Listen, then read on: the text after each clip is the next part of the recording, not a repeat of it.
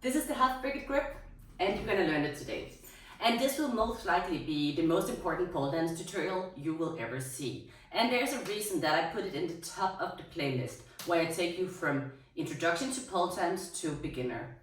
Because the half-bricket grip is the so most important thing to do almost anything pole dancing. It's what you use for all of the basic spins, is what you use for climbs.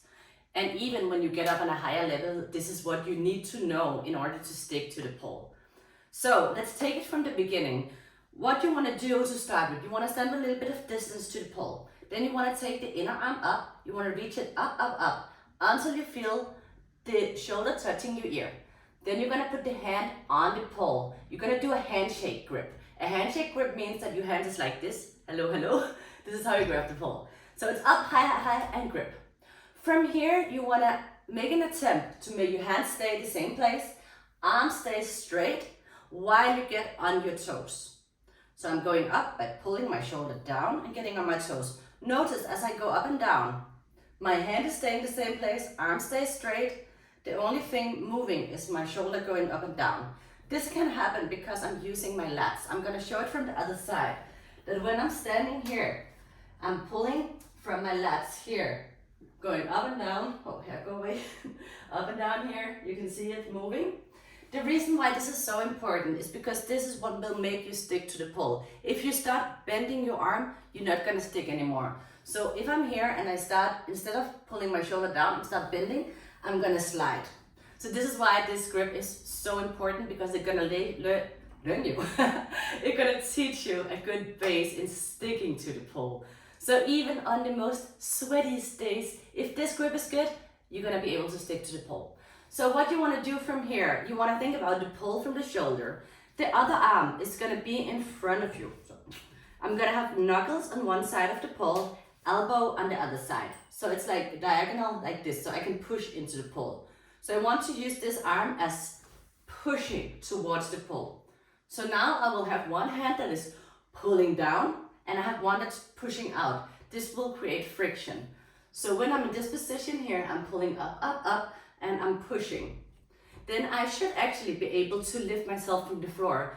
But before you start lifting, I want you to just flap up your feet. So I want you to flex your feet to see if you can hold it.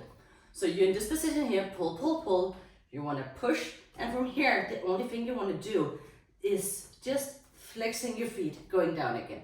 Flexing the feet. Then obviously also going to the other side. We don't want anybody only getting strong in one side. Remember to pull and push and flap your feet.